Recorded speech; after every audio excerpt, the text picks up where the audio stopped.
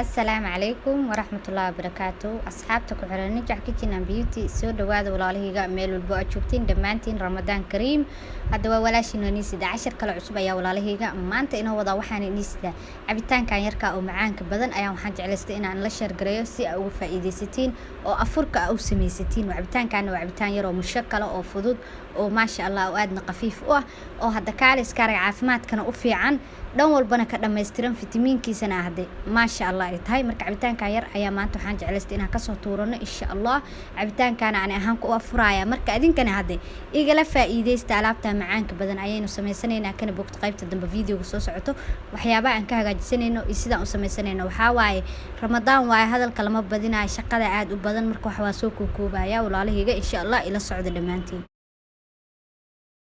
بسم الله عبتان كيني معانك بدنا ومشكلك أها أيين وسميسنينا ولا واحد سوقات مركورة مكينة دي عبتان كوشيدا لها سيدو كل مركورة حب عن تاي قراء يا أباهن تاي مكينة دي إنه حنكوش وناي قرايرة أو عن صوت شرتلي أو هافة أيام كوشوا أما جح يرا قراء سيدو كل حب عن تاي عن بقى يا أباهن تاي الحبوا عن بقى أيين كوش وناي إسلام مكينة دي ألعبتها محاوى على بيرو مشكلة أو فضود وقفيفة وكاس كارجة أو فيتامين كذا هذا ما شاء الله هاي سيدو كل حنكو درسنينا كاروتو لبا حبة أو عن صوت شرتلي ayaynu isla makiinadeena ku shubanay hata makiinada waxa noogu jiro waa cambo iyo karooto iyo qaro intaas ayaa noogu jirto sidoo kale waxa ku darsanaynaa sonkor yar oo isdhaha leele way macaaneynaysa oo qiyaasa ayaynu ku shubanay sidoo kale waxa ku shubanaynaa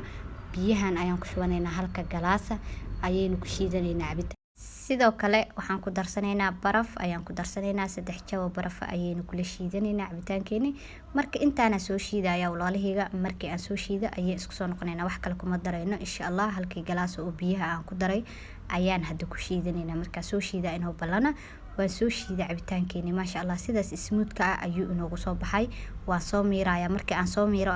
ayaa hadda isku soo noqonaynaa maadaama ay shaqada badan tahay miiritaan qof kasta uu yaqaan sida loo miiro Soomaa wax weyn ma ahan marka videoga aan ku dheeraanayo waa noo soo miira markii aan noo soo miiro ayay hadda isku soo noqonaynaa insha Allah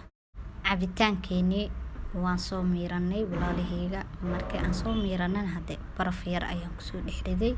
maasha Allah sidaas u diyaar noogu yahay haatan kaliya wuxuu u baahan yahay in la cabo oo la isku qaboojiyo hadda macaankiisana lagama sheekeyn karo qofkii oo dhadhamiyo oo kaliya ayaa ogaan kara walaalahayga insha Allah marka ka wada faa'iideysta waxaan soo qaatay labadan galaas ayaynu hadda ku shubanaynaa cabitaankeeni aadka u macaana oo fitamiinkiisa hadda dhan walba ka socdo waaye waa fitamiin dhameystiran waaye wax u dhiman ma lahan karootada ayada fitamiina indhaha iyo jirka aad ugu fiican tahay qarahana maasha Allah kaliya u fiican yahay caafimaad ahaan jirka bini'aadanka faa'iido fara badan u leeyahay cambahana hadda kama liita asaga waa cabitaan yar oo hadda dhan walba ka dhameystiran waaye insha Allah ila soo tijaabiya alaabtan yarta oo qafiifta maasha Allah oo jirkana qaboojinaysa isku qabooji waa marka sida uu afurtid Allahu akbar markii loo haday alaabta isku qabooji waa iska dabagee waaye hadda waxaan kaga tagayaa sidaas in nabadgeliyo waa inuu kulanti dambe xiiso leh yaaniga oo niisido video kale cusub walaalahayga videogaana sii share gareeya waxa laga yaabaa qof walaalkaaye inuu u baahan yahay oo ka faa'iideysanayo marka sii share gareey channelka hadii aad ku cusub tahay minankaaga waaye soo dhawo channelka subscribe saar si aad daawadahood u noqotid gambaleelka furo hadii aad hore inoo la joogtana hadda waa ku maasan tahay la joogaaga quruxda badan hadda cabitaanka macaanka badan ila soo tijaabiye insha Allah oo ka wada faa'iideysta dhamaantiin walaalahayga